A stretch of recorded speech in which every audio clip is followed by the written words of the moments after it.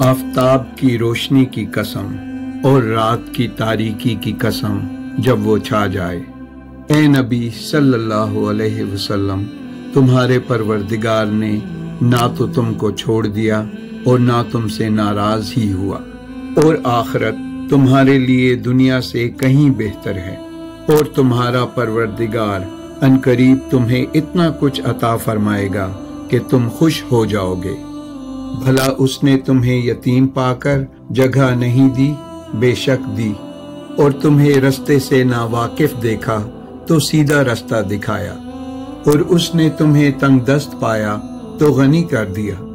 تو تم بھی یتیم پر ستم نہ کرنا، اور مانگنے والے کو جھڑکی نہ دینا، اور اپنے پروردگار کی نعمت یعنی وحی کا بیان کرتے رہنا۔